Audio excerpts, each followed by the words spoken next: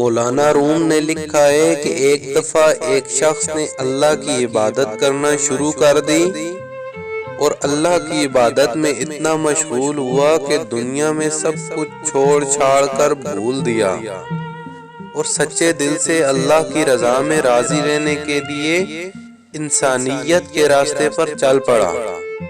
مولانا کہتے ہیں کہ ایک وقت وہ آیا کہ اس کے گھر میں کھانے کو کچھ بھی نہ بچا، اور ہوتے ہوتے وہ وقت بھی آیا کہ گھر بار سب کچھ ختم ہو گیا۔ وہ شخص چلتے ہوئے موت کے انتظار میں گلیاں گھومتا رہتا کہ اب پلے تو بچا کچھ نہیں، تو انتظار ہی کر سکتا ہوں کہ اللہ تعالیٰ سنبھال لے۔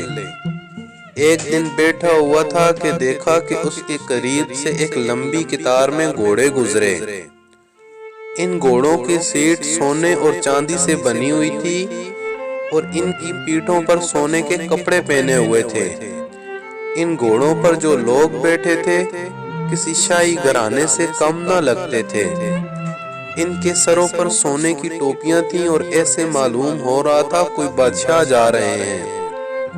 اس شخص کے دریافت کرنے پر اسے بتایا گیا کہ یہ 7 گاؤں میں ایک بادشاہ ہے، یہ سب اس کے غلام ہیں اور بادشاہ کے دربار میں جا رہے ہیں۔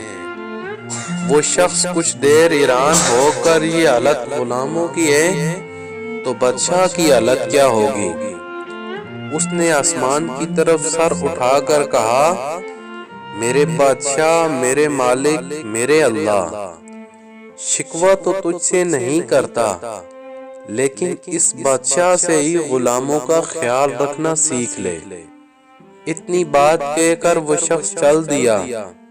کچھ دن گزرے تو ایک بزرگ آئے اور اس کا بازو پکڑ کر اسے ایک جگہ لے گئے جہاں وہی غلام، وہی گھوڑے تھے، اور دیکھتا کیا ہے کہ کسی گھوڑے کی ٹانگ کٹی ہوئی ہے، کسی غلام کا دھڑ گھوڑے کی پشت پر پڑا ہوا ہے، کسی غلام کے ہاتھ کٹے ہوئے ہیں، کسی کے سر سے خون نکل رہا ہے، کوئی گھوڑے کو زخمی حالت میں واپس لے کر جا رہا ہے۔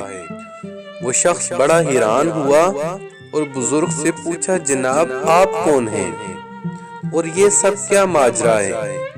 اس وقت اس بزرگ نے کہا، یہی وہ غلام ہیں جو اس دن سونے میں لپٹے ہوئے تھے، آج یہ ایک جنگ سے واپس آ رہے ہیں، اس لیے ان کی یہ حالت ہے۔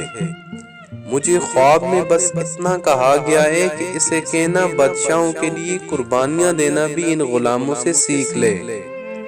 حقیقت میں ہمیں قربانی دینا آیا ہی نہیں، چاہے دین کا معاملہ سیدھا کرنا ہو، رشتہ داروں کا یا دنیا کا۔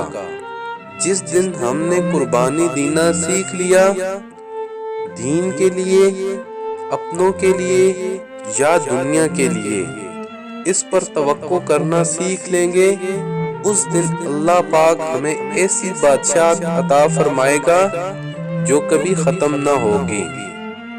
اگر آپ اس چینل پر نئے ہیں تو پلیز سبسکرائب کر لیں تاکہ ہمارا محبتوں بھرا سلسلہ اسی طرح آگے چلتا رہے۔